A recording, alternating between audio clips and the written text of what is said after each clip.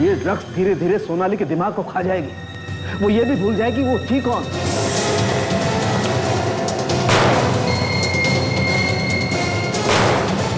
ये सीढ़ी कोई मेरी बाइक की सीट पे रख के गया।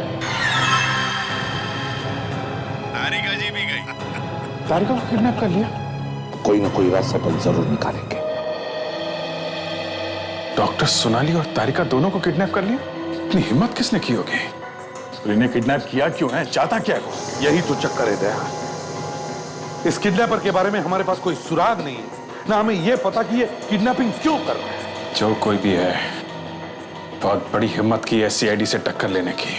तारिका और सोनाली को तो हम ढूंढ निकालेंगे ही, मगर ये किडनैपर, ये जो भी कोई है, ये हमारे हाथों से नहीं बच सकता।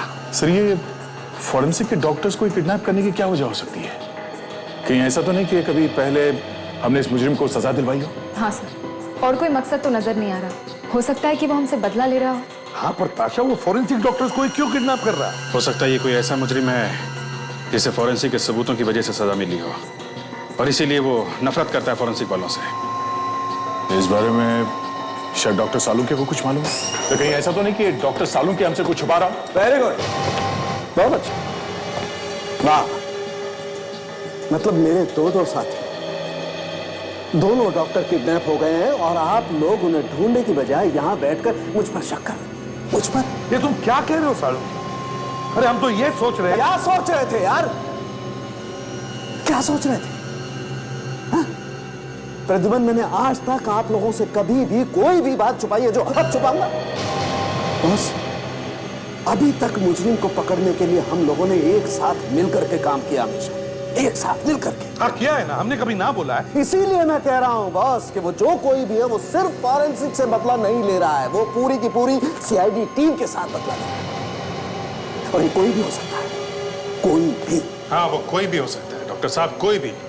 और इस बार भी हम लोग मिलके पकड़ेंगे उसे पकड़ने का सिर्फ यही एक तरीका है। ये वीडियो सालुंके, ये वीडियो।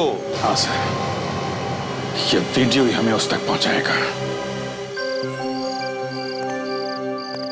सविता, मैं तुमसे रोज कहता हूँ कि थोड़ा जल्दी निकला करो। अरे इतनी रात को कोई वॉक पे निकलता है क्या? और फिर तुम्हें मालूम नहीं है कि आजकल चोरी चकारियां कितनी बढ़ गई हैं। नंदन, तुम तो ऐसी बातें करते हो जैसे हम 10-20 लाख जेब में लेकर रोज निकलते हैं, और फिर हम बूढ़ों से भला कोई क्या ले जाएगा? सही कहा।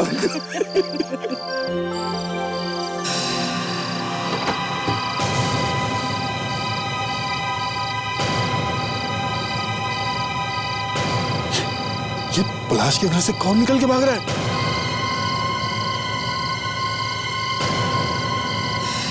तुमने देखा? उसकी शर्ट पे खून लगा हुआ था। हाँ, लगता है पलाश के घर में कोई गड़बड़ है। चलो चलकर देखते हैं।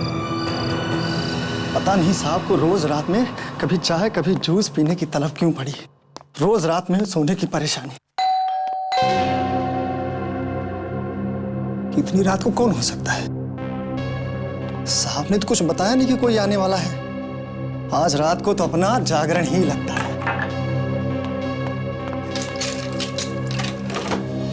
सब ठीक है ना? किसी को कुछ हुआ तो नहीं? कहाँ है पलाश, सुकृति और नितिन? ठीक है ना वो? अरे आंटी अंकल, आप यहाँ सब ठीक है? आंटी सब सो रहे हैं। अरे हमने अभी भी किसी को यहाँ से भागते हुए देखा है।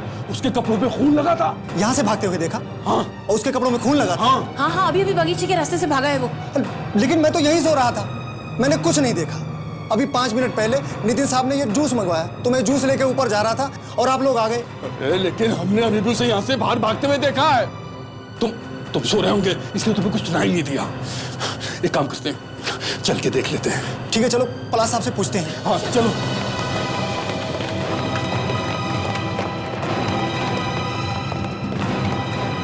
पलाश साहब, दरवाजा खोलिए। पलाश, पलाश दरवाजा खोलो। पलाश, पलाश साहब, पलाश दरवाजा खोलो। कौन? देखा, मैंने कहा था कुछ गड़बड़ है। हाँ, नितिन साहब को देखते हैं। नितिन साहब, दरवाजा खोलिए। नितिन साहब, घर में कुछ हो गया है।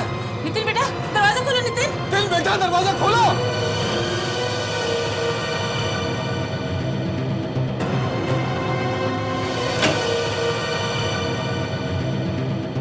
नंदन अंकल, सविता आंटी, आप लोग इस वक्त यहाँ? साहब घर में कोई घुस आया था, इन लोगों ने देखा साहब, और पलाश साहब और दीदी जी दरवाजा नहीं खोल रहे साहब, और उनके दरवाजे के नीचे से खून निकल रहा है साहब। क्या बकवास कर रहे हो तुम? अगर मैं देखता हूँ।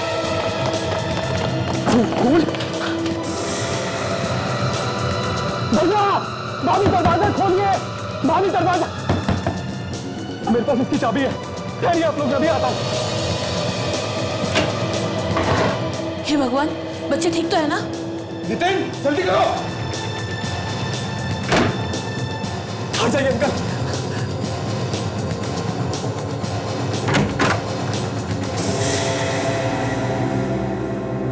पलाश भैया, पलाश भैया, भाभी, पलाश भैया कहाँ हैं आप? पलाश भैया,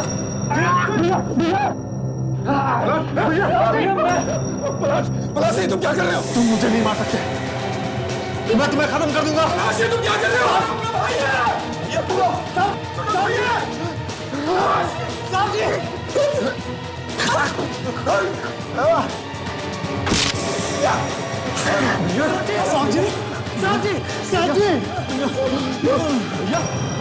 भैया सॉरी भैया, लगता है ऐसा कुछ हो गया। इसे जल्द से जल्द हॉस्पिटल लेके जाना होगा। सूरज, तुम जल्दी जाओ, ड्राइवर को कह के गाड़ी निकालो, जल्दी जाओ जल्दी। भैया, सुकृति, सुकृति कहाँ है? भैया, भैया आके खोल। सुकृति, सुकृति, सुकृति, अरे ये क्या हो गया तुम्हें? सुकृति! भैया, सविता, क्या हुआ? आंखें खोलो सुकृति, क्या हुआ इसे? सुकृति आंखें खोलो, पता नहीं देखो कितना खून बह गया है। सुकृति आंखें खोलो, सुकृति, सुकृति।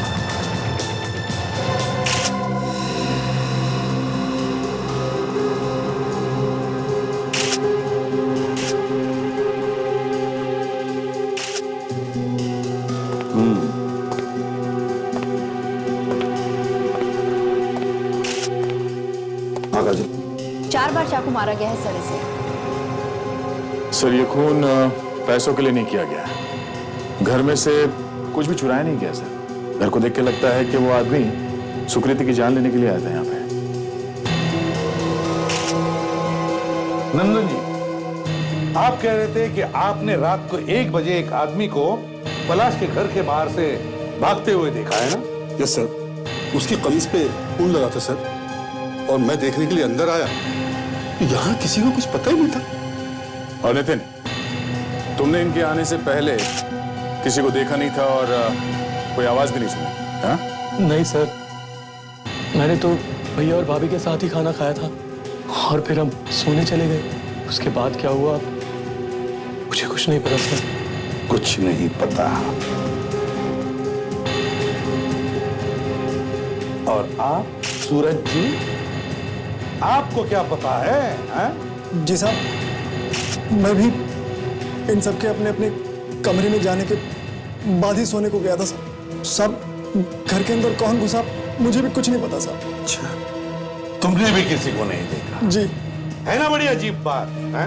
सुकृति का खून होता है उसी के खुद के कमरे में, और उसका पति पलाश कुछ बता नहीं सकता है, बोल नहीं सकता, क्योंकि उसे शौक लगा है, और खूनी खून करके भाग जाता है। और आप में से किसी ने भी कुछ भी नहीं सुना है? वाह वाह।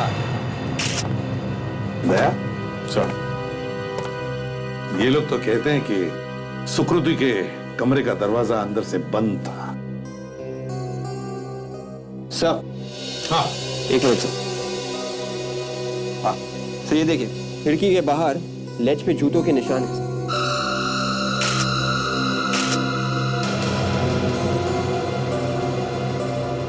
सर, पर अजीब बात यह है कि अगर खूनी घर के बाहर से कमरे के अंदर आता तो ये जूते के निशान सीधे होते, पर ये जूते के निशान आड़े हैं। Yes sir, exactly. इसका एक ही मतलब है दया कि खूनी बाजू वाले कमरे में से खिड़की के रास्ते सुकृति के कमरे में घुसा। सर, काम करो, इन पड़ोसियों को साथ में लेकर जाओ और तुम और फ्रेडी गार्डन की अच्छी तरह से चेकिंग करो। तब तक हम बाजू वाला कमरा चेक करते हैं। फिर से चलाओ ताशा, रिवाइंड करो। इस आदमी की आवाज के पीछे कोई और आवाज है। वॉल्यूम बढ़ाओ। सब वॉल्यूम फुल है। Okay.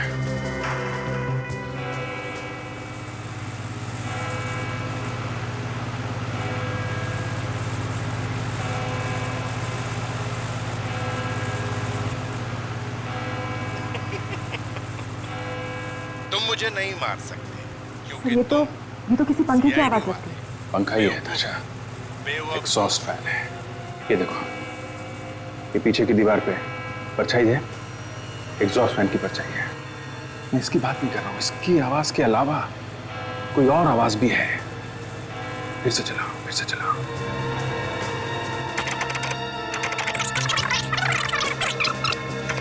केस खत्म, पकड़ लिया, मार दिया, मुझे मार दिया। तुम मुझे नहीं मार सकते क्योंकि तुम सीआईडी वाले बेवकूफ हो, बेवकूफ। तो ये तो चर्च की घंटी की आवाज है। चर्च की घंटी की आवाज, इसकी बात कर रहा था मैं। एसीपी और चर्च की घंटी की आवाज और एग्जॉस्ट फैन। ये एग्जॉस्ट फैन तो उसी जगह पे होता है जहाँ पे कोई फैक्ट्री हो, गोडाउन हो या फिर गैरेज वगैरह हो। तो ये गैरेज है। यहाँ पर 2 टायर्स रखे हुए हैं, पीछे 2 बाइक हैं। ये गैरेज ही है। और ये गैरेज किसी ऐसी जगह पे है जहाँ आसपास कोई चर्च है। मेरा एक खबरी है, मैं उससे पता करता हूँ।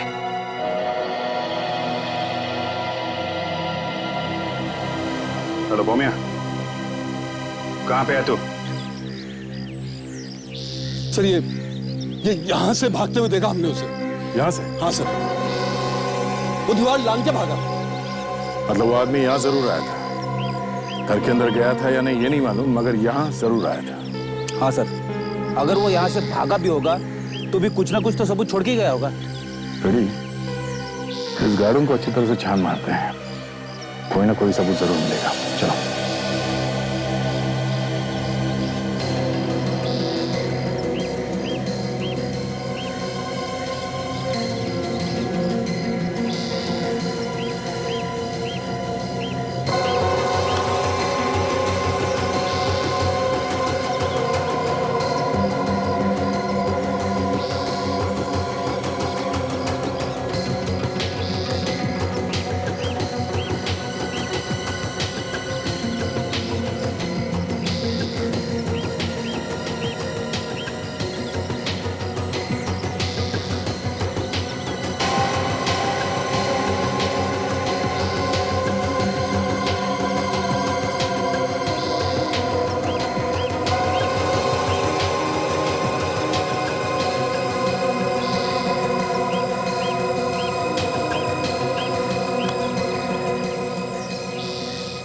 वॉलेट, ये वॉलेट हमें वहां पे मिला। ये आदमी ना तो पलाश है, ना सुकृति है, और ना ही ये नितिन है। कौन है ये आदमी? आप लोग पहचानते हैं सर? देखिए जरा।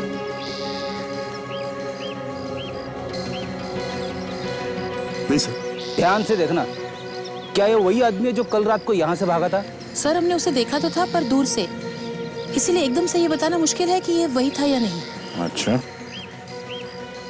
शक्ल से कोई इसे पहचानता नहीं है। इस ड्राइविंग लाइसेंस में इसका नाम रवीश लिखा हुआ है। कभी किसी ने ये नाम सुना है? नहीं सर। नहीं सर। ठीक है, इसे तो हम ढूंढ ही लेंगे, पर इस पलाश को दिखाते ही हैं फोटो, शायद वो इसे पहचान ले। तो ये है नितिन का कमरा। देखते क्या मिलता है। विक, ढूंढो अच्छी तरह से।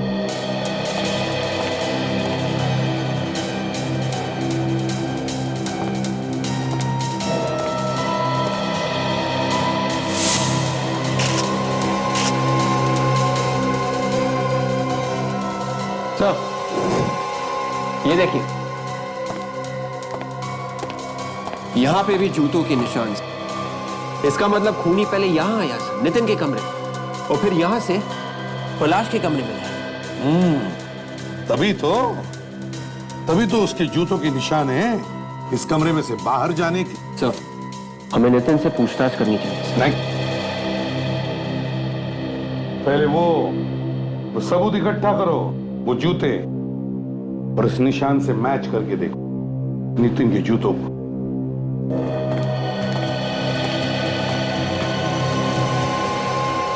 मगर सर एक और बात, नितिन के पास पलाश के कमरे की चाबी ऑलरेडी है सर। वो आराम से कभी भी दरवाजा खोल के जा सकता है, तो फिर वो खिड़की से कूद के क्यों जाएगा? वही तो मैं भी सोच रहा हूं कि खिड़की से ही क्यों बाहर जाएगा, जबकि उसके पास इस दरवाजे की चाबी है। तो फिर क्यों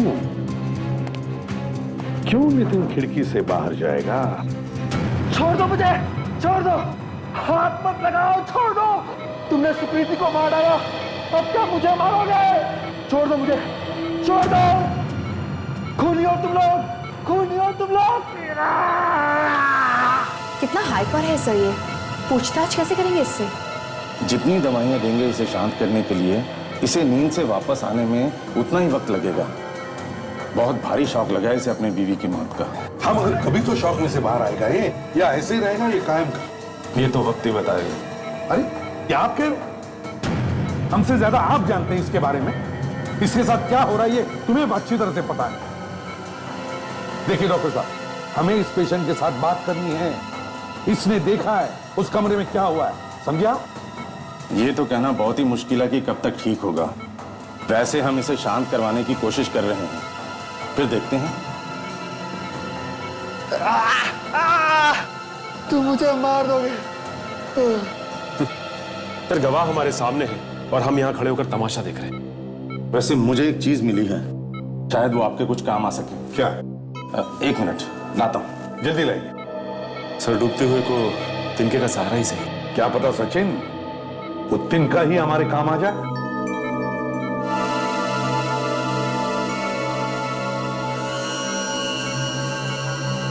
चाकू ये पलाश के पास था?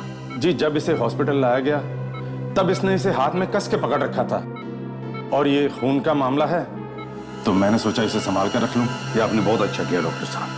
हो सकता है सुकृत का भी खून इसी चाकू से हुआ हो।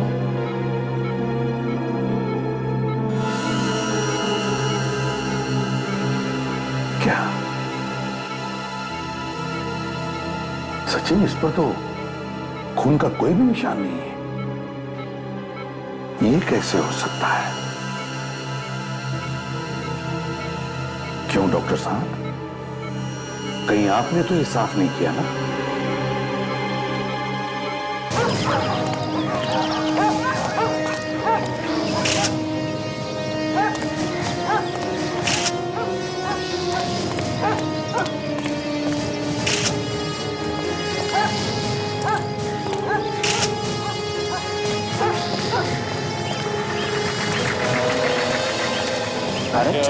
भाई, दोनों किडनैप हो गए। सीआईडी वालों की भी किडनैपिंग हो रही है आजकल। किडनैपिंग हो रही है या नहीं ये तो वक्त बताएगा। पहले तू बता, तुझे क्या मालूम है? बहुत खतरा साहब। ए, मुझे समझा मत, टाइम बहुत कम है, जल्दी बता। साहब सीधे सीधे तो पता नहीं साहब, मगर उड़ती उड़ती खबर सुनी। क्या क्या सुना है? साहब वो सुन के तो मेरे हाथ पैर भी खुल गए साहब। सीआईडी वाले डॉक्टरों को हाथ लगाया है। कौन वो? ये तो मालूम नहीं, मगर बहुत बड़ा आदमी है साहब।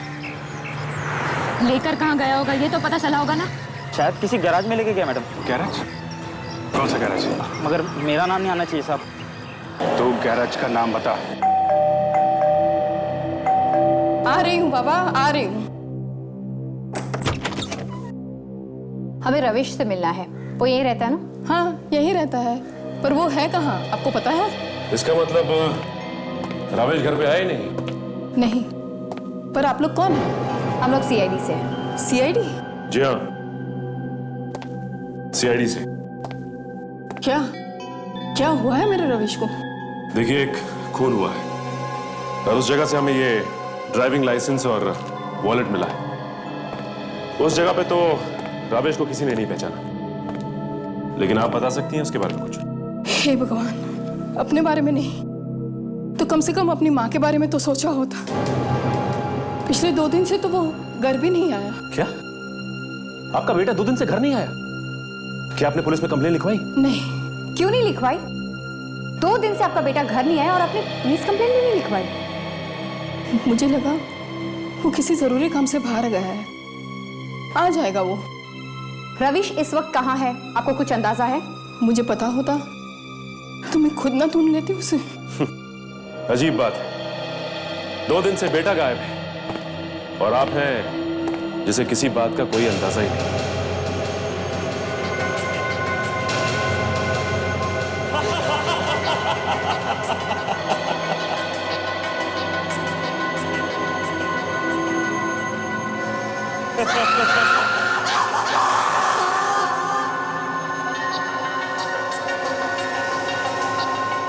देखो, अब तक मुजरिम को ढूंढने के लिए हम लोगों ने मिलकर के काम किया, एक साथ।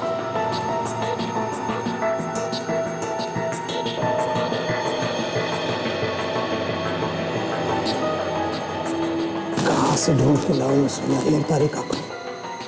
किस हालात में हूं? ऐसा क्यों लग रहा है कि और भी कुछ बहुत बुरा होने वाला है?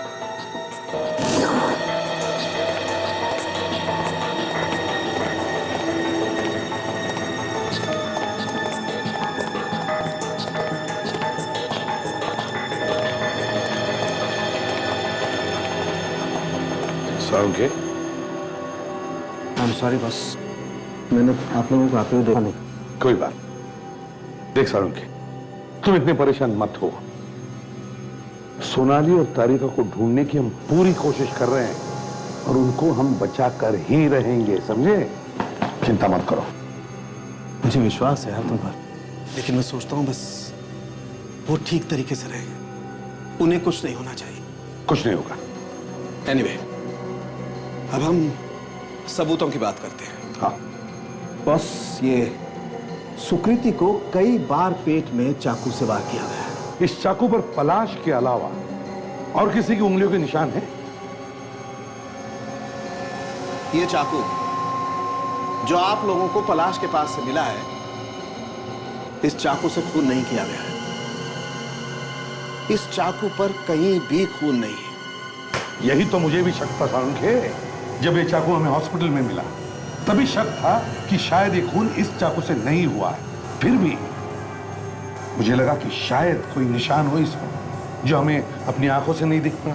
मगर सर, ये भी तो हो सकता है कि खूनी ने इस चाकू को पानी से अच्छी तरह से धो दिया। नहीं सच, मैंने इस चाकू पर केमिकल टेस्ट करके देखा है, इस चाकू पर खून था ही नहीं। एक और बात, सुकृति का खून जिस चाकू से हुआ है वो इस चाकू से काफी बड़ा है, इसलिए इस चाकू से उसका खून नहीं, ये पक्का है। मतलब पलाश ने अपनी जान बचाने के लिए कहीं से ये चाकू उठा लिया। शायद पलाश ने तो अपनी जान बचाने की कोशिश की, लेकिन ये नितिन का कुछ गड़बड़ है। क्या मतलब है सर? आप लोगों को जो जूते के निशान खिड़की के बाहर से मिले थे, वो दरअसल नितिन के जूते के ही निशान हैं।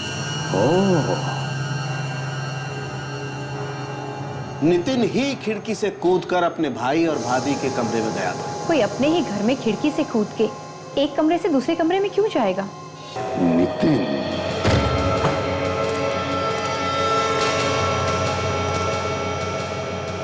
सर, ये लोग भाग तो नहीं गए? हाँ? ये क्या?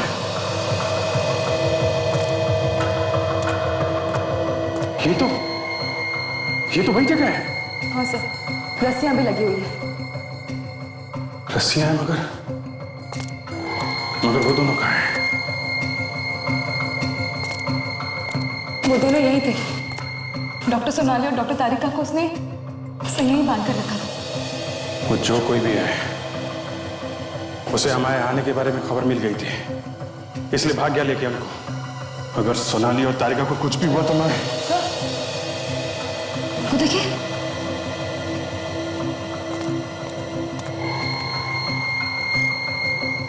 सर, ये तो वही मास्क है जो उस किडनैपर ने उस वीडियो में पहना था। ये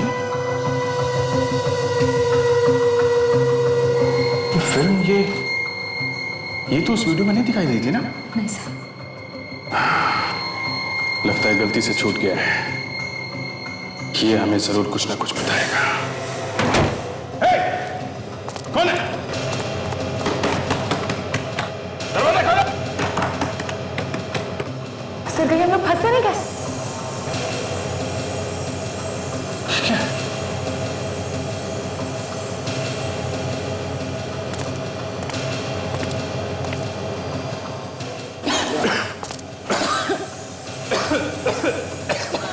ये तो जहरीली गैस है।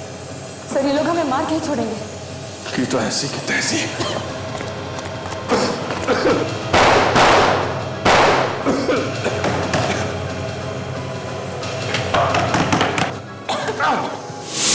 नितिन, ये तुम्हारे जूतों का निशान है और ये वो निशान है जो पलाश और सुकृति के कमरे के खिड़की पर हमें मिला है। और दोनों निशान एक जैसे हैं। बड़ी बड़ी अजीब बात है सर ये तो। हाँ, बहुत अजीब बात है ये। अजीब तो हमें भी लगा कि जब तुम्हारे पास पलाश के कमरे की चाबी थी तो फिर खिड़की से क्यों गए? चाबी होते हुए भी अपने भैया भाभी के कमरे में चोरी करने के लिए खिड़की से गए। चोरी करने के लिए नहीं गया, ये अपने भैया भाभी का खून करने के लिए गया। नहीं सर, ये सब झूठ है सर। हाँ मेरे पास चाबी थी लेकिन मैं खिड़की से गया क्योंकि पलाश भैया ने तिजोरी में कोर्ट के पेपर रखे हुए थे। वो इस घर के पेपर्स हैं सर, मुझे तिजोरी से वो निकालने थे। तो फिर दरवाजे से क्यों नहीं गया है? जबकि तुम्हारे पास चाबी थी। अब उस वक्त घर पे कोई नहीं था सर, और फिर तभी तो मेरी हिम्मत हुई कि मैं तिजोरी से वो पेपर निकाल के लेकर आया। रविश के बारे में क्या मालूम है तुम्हें? सर मैंने आपसे छुपाया सर। दरअसल मैं डर गया था सर। भाभी शादी से पहले से ही रवीश को जानती थी, लेकिन फिर भी उसने पलाश भैया से शादी की। शायद यही सोच के सर रवीश ने भाभी का खून किया सर। एक एक करके बातें बाहर क्यों आ रही है? जल्दी से दिमाग का ढक्कन खोल और जो कुछ मालूम है फटाफट बोल, समझा? साहब कुछ दिन पहले की बात है साहब, जब पलाश साहब घर पे नहीं थे तो रवीश यहाँ पे आया था और उसका सुकृति मैडम से झगड़ा हुआ। कैसा झगड़ा? हाँ? साहब वो भाभी जी को कह रहा था कि मेरे साथ चल, सारे पैसे और जेवर लेके। ये सुन के भाभी जी गुस्से में हो गई तो उसने भाभी जी को जान से मारने की धमकी दी साहब। जान से मारने की धमकी दी थी? अच्छा, तब कुछ तो गड़बड़ है, कुछ तो गड़बड़ है।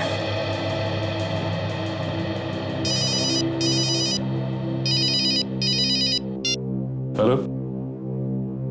हाँ? क्या? कहाँ पे? ठीक है सर, एक पब्लिक पार्क में एक लड़की हुई लाश मिली है। लड़की हुई लाश? काम करो तुम और फ्रेडी, जाओ जाकर देखो।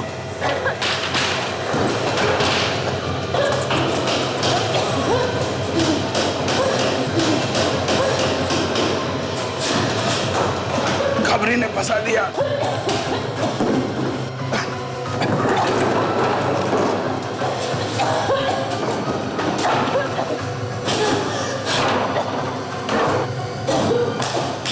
जा हटो।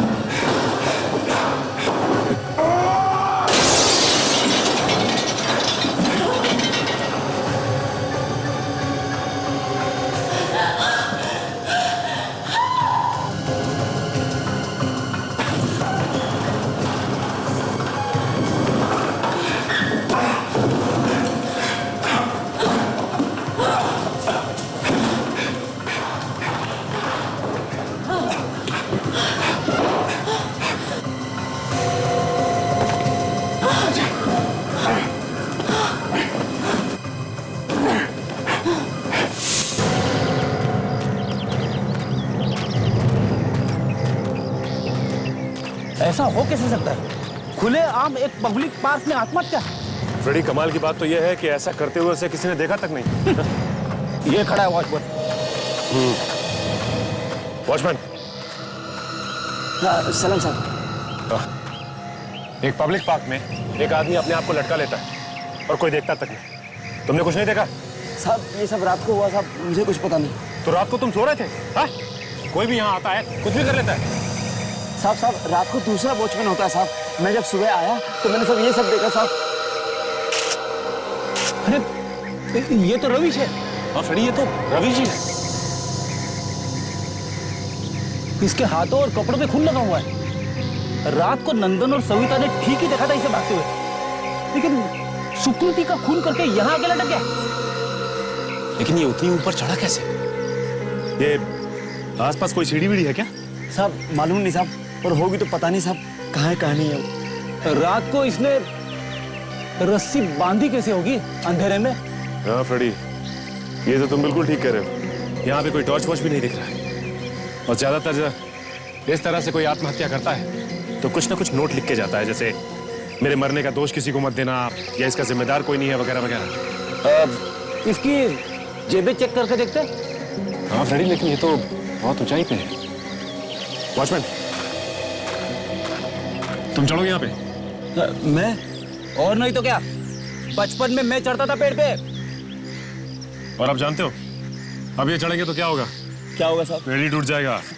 तू एक काम कर, मेरे कंधे पे चढ़ जा, मैं तुझे उठाता हूँ।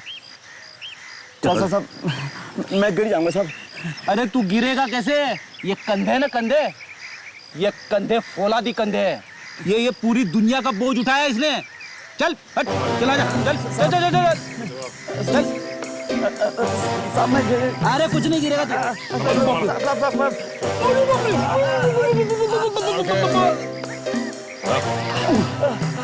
और आगे थोड़ा फ्रेडी। अरे कोशिश कर रहा हूँ, लेकिन ये वॉचमैन बहुत हिल रहा है। अरे बाप रे, अबे अबे हाथ हटा, हाथ हटा, मेरे को दिखाई नहीं दे रहा है। अरे आग पर से हाथ हटा। साहब मैं यहाँ से नौकरी छोड़ दूंगा, मुझे नहीं करनी। नौकरी कैसे छोड़ेगा? यहाँ पे एक मौत हुई है, समझे? तो ये सब मैंने थोड़ी किया है साहब। चुप। फ्रेडी, यहाँ देखो, ये यहाँ बंधी हुई है। मैं खोलता हूँ, तुम संभालो। हाँ धीरे से, आराम से छोड़ना सर। हाँ संभाल के। हाँ हाँ धीरे, आराम से संभालना। हाँ संभाल के, धीरे। हाँ हाँ तो सर धीरे, आराम से, और नीचे थोड़ा थोड़ा।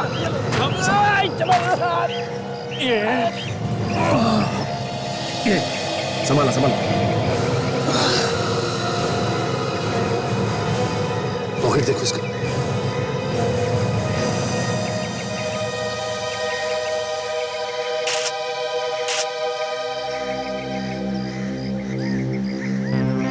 ये क्या है?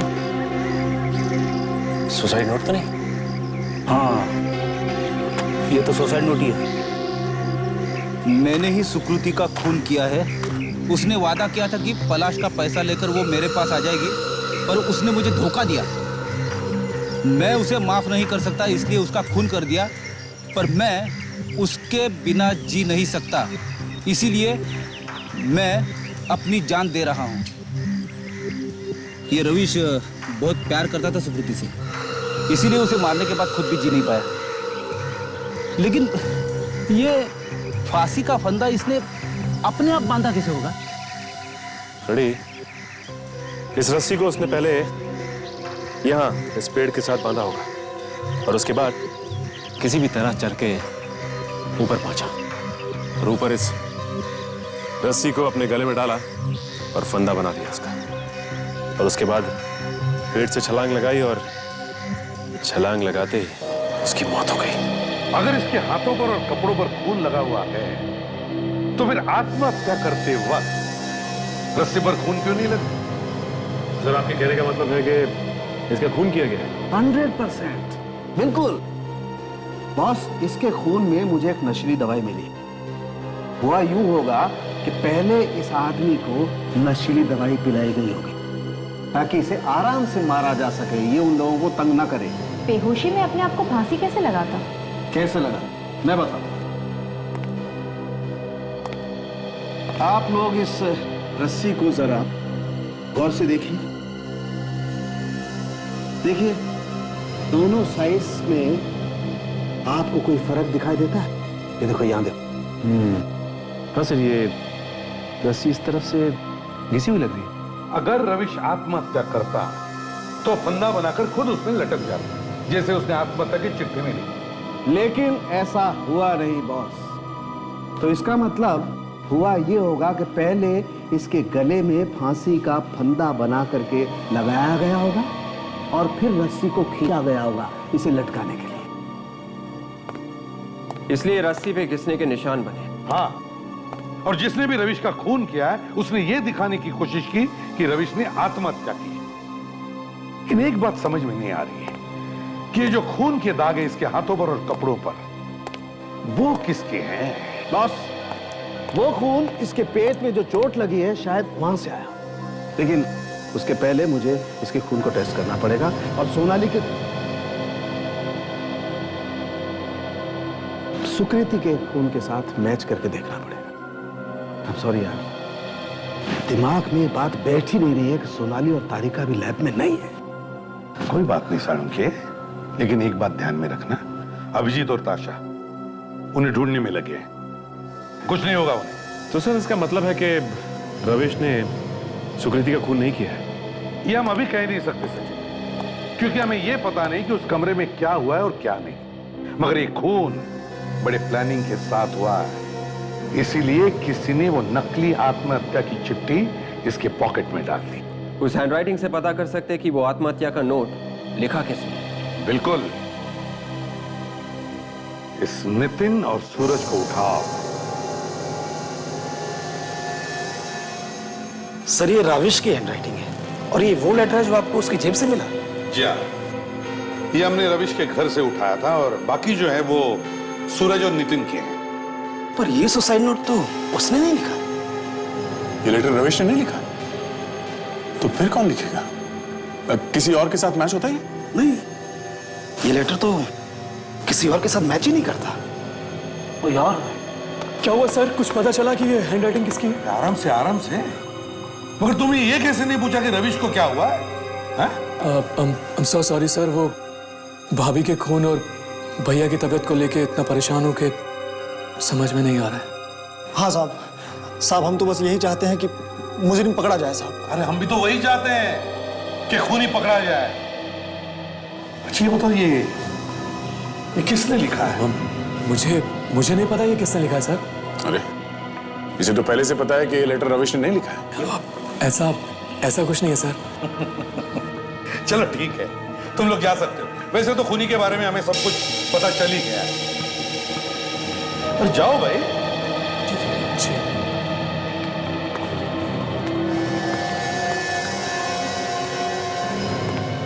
सर, हमें अभी तक कहाँ कुछ पता चला? दया, अगर वो सुसाइड नोट इन दोनों में से किसी ने नहीं लिखी है तो फिर वो नोट उसी ने लिखी है।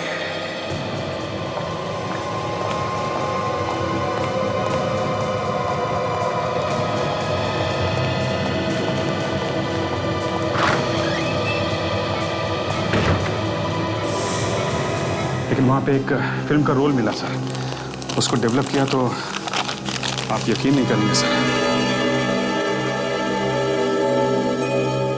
अभिजीत साळुंखे का कोई पीछा कर रहा है, हमारे साथ एक बहुत बड़ा डेंजरस गेम खेल रहा है। पहले दोनों फॉरेंसिक डॉक्टर्स को किडनैप किया, अब तुम पर हमला किया, और अब शायद साळुंखे।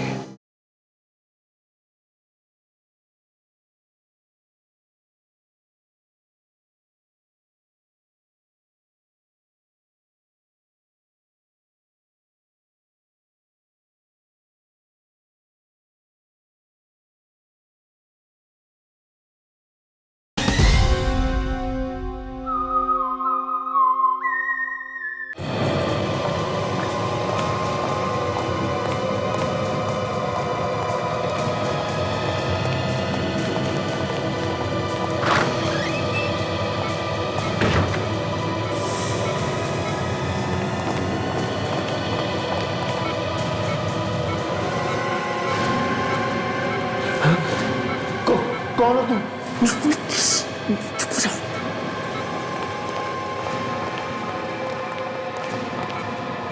उनको पता चल गया, उनको पता चल गया कि तुम ही नहीं।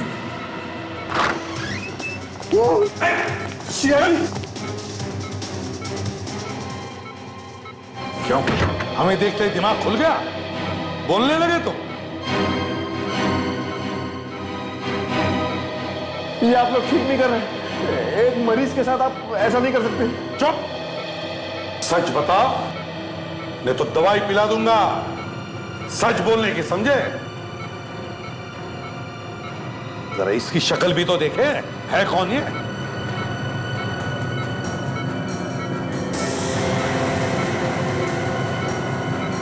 ओह, नितिन। क्यों? भाई भाई और चोर चोर, हाँ?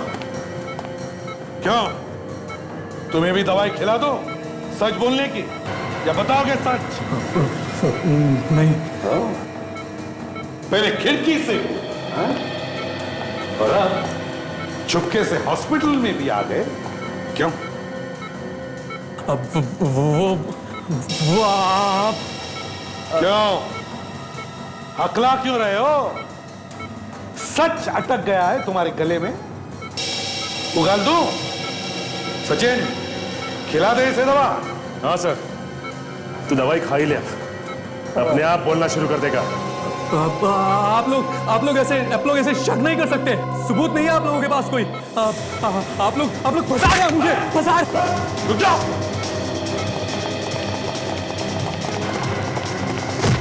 हाँ? दवा तो भूल ही गया तू, हाँ? पहले दवा खाओ।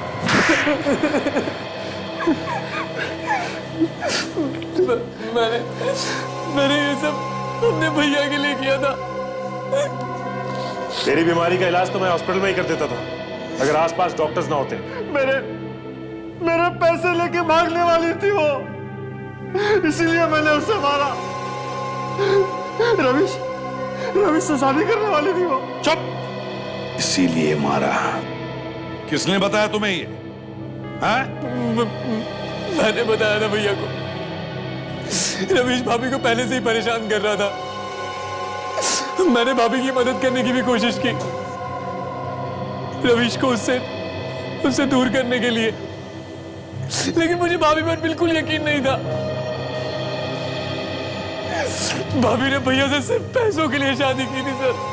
हमने सुकृति को खत्म करके उसका सारा इल्जाम रवीश पर डालने का प्लान बनाया, ताकि मैं उन दोनों से बदला ले सकूं। इसीलिए हादसे की रात तुम दोनों सूरज के सामने से अपने अपने कमरे में गए सोने के लिए, ताकि अपनी बेगुनाही का एक गवाह मिल जाए, है ना? क्यों? हाँ, हमने रवीश को पैसों का लालच दिया कि वो सुकृति को मार दे।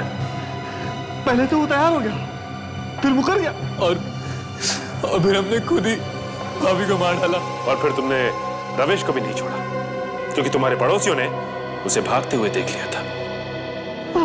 वाह रे वाह भाईचारा, वाह! तुम जैसे दो चार दुनिया में हो ना, तो दुनिया बर्बाद हो जाएगी। हम जेल में जिंदगी भर बैठना और अपना अपना प्यार जताते रहना। सचिन, ले जाओ इन्हें। सर, चलो।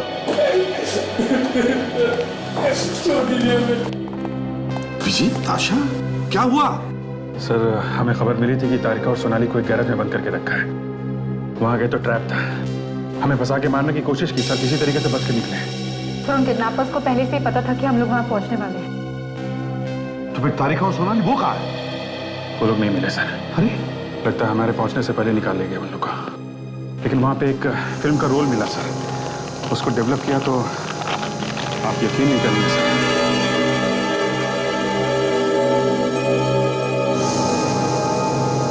अभिजीत, तो अभिजीत साळुंखे का कोई पीछा कर रहा है। हाँ सर, लगता है तारिका और सोनाली के बाद डॉक्टर साळुंखे का नंबर है। माय गॉड, ये जो कोई भी है हमारे साथ एक बहुत बड़ा डेंजरस गेम खेल रहा है। पहले तुमने दोनों फॉरेंसिक डॉक्टर्स को किडनैप किया, अब तुम पर हमला किया, और अब शायद साड़ू के। है कौन ये? चाहता क्या है? मछली जल की रानी है, जीवन उसका पानी है। हाथ लगाओगे तो डर जाए, बाहर निकालोगे तो मर जाए।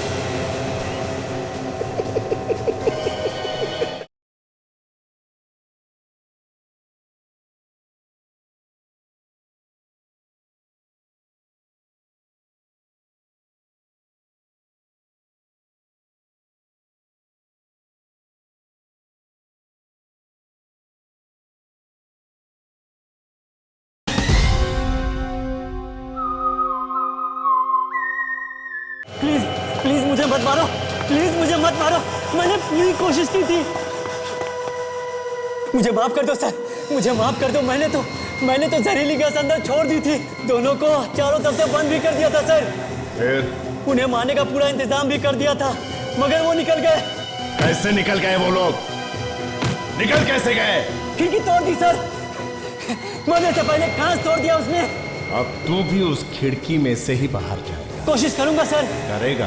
करूंगा सर, जरूर करूंगा। कोई निकल सकता है तो मैं भी निकल सकता हूं सर। मैं भी, मुझे छोड़ दो, छोड़ दो। जा, अब तू उस खिड़की में से कूद जा।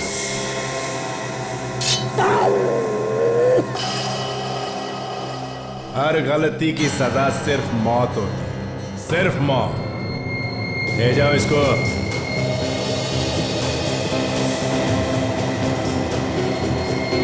मछली जल की रानी है, जीवन उसका पानी है। हाथ लगाओगे तो डर जाए, बाहर निकालोगे तो मर जाए।